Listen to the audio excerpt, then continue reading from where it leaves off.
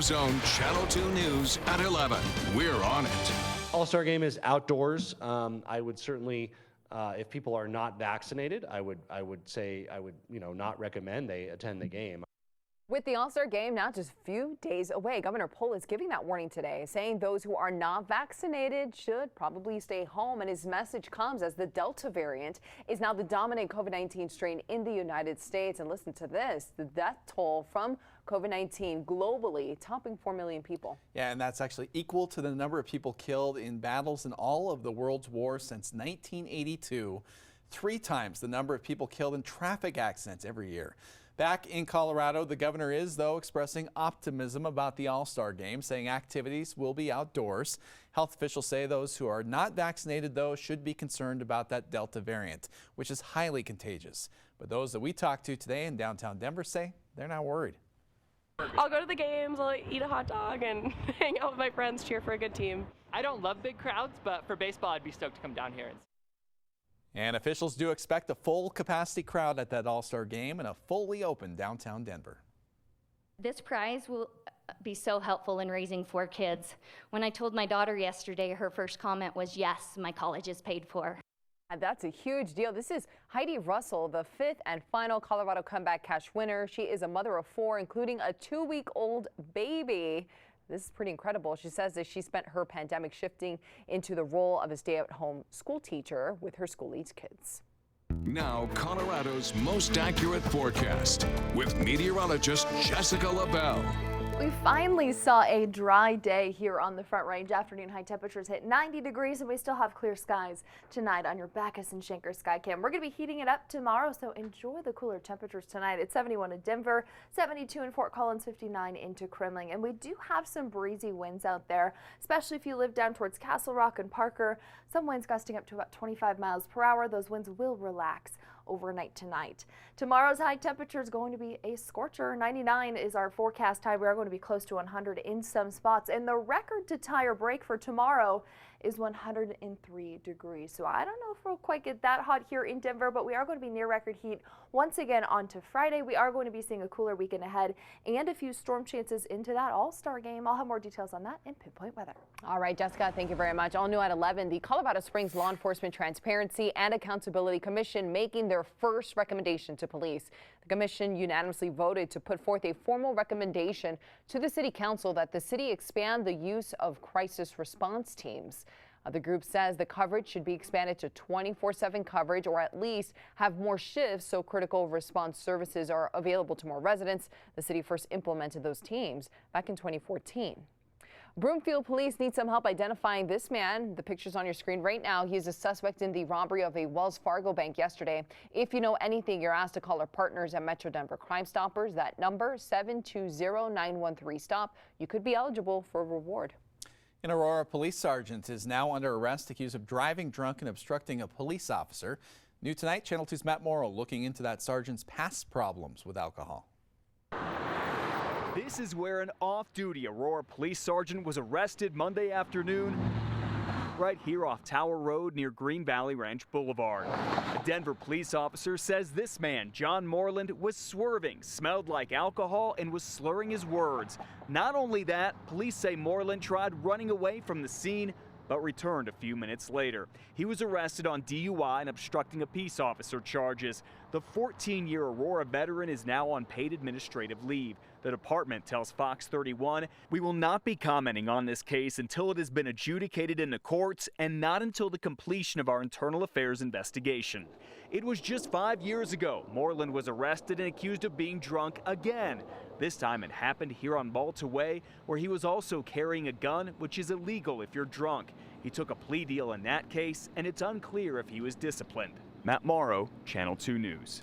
And John Moreland is set to be back in court on these latest charges next month. Oh, these 2 people right now are in the El Paso County Jail being held in suspicion of criminally negligent child abuse resulting in death. The sheriff's office says that the couple's 4-year-old discovered a gun inside the family car and died of a self-inflicted gunshot wound. The child was inside the car while the mother while the dad was inside a store. Now officials are reminding everyone about being a responsible gun owner. Deputies say that firearms at home should be kept in a hard-to-reach place or locked away. Guns should be unloaded and ammo should never be stored together. You need to make sure that you have a trigger lock safety. When it comes to guns outside of this home, they say this.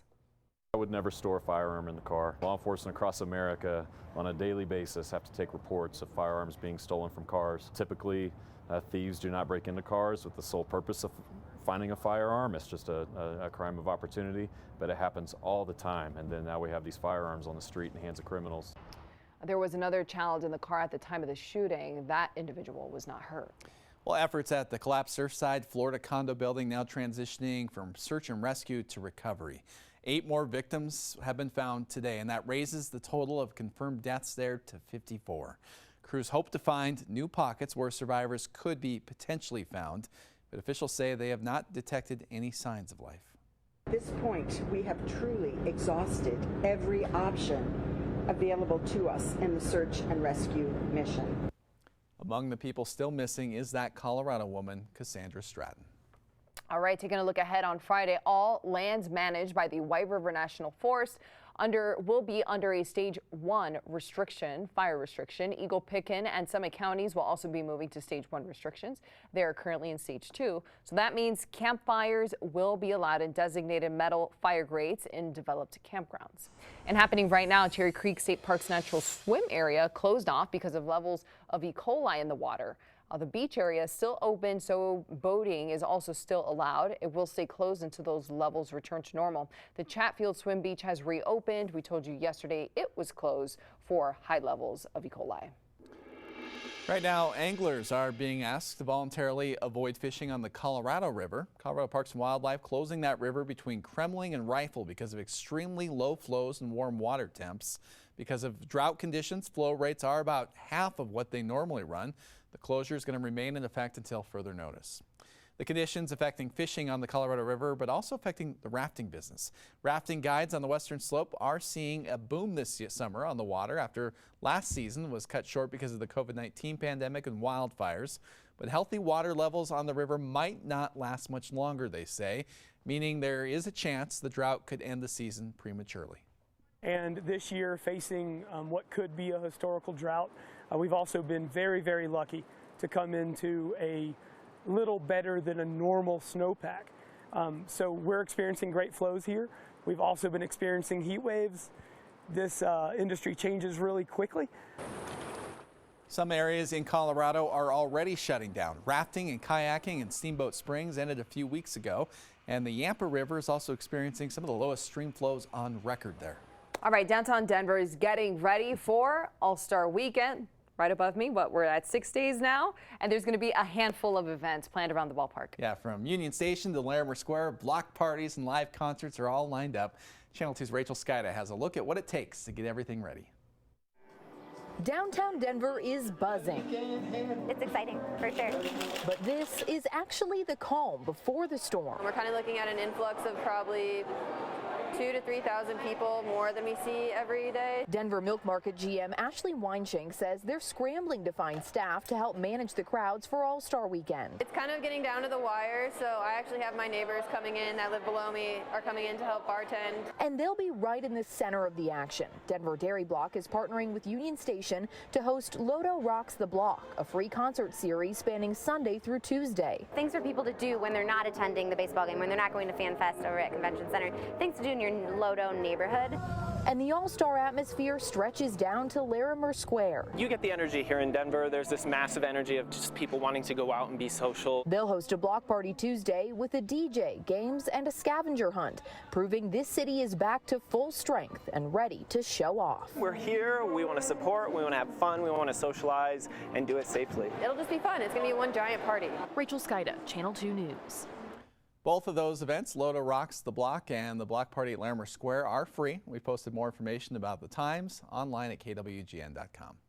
And remember, you can watch the big All-Star Game over on our news partners, Fox 31, first pitch Tuesday at 5:30 with coverage beginning at 5 o'clock. Tropical storm Elsa leaving a path of destruction across the southeast U.S. still ahead, while officials say the storm really just a practice run for the rest of the season. Plus, Colorado is nearly 2,000 miles away from where that storm hit, but a local company is playing a very big role in tracking it.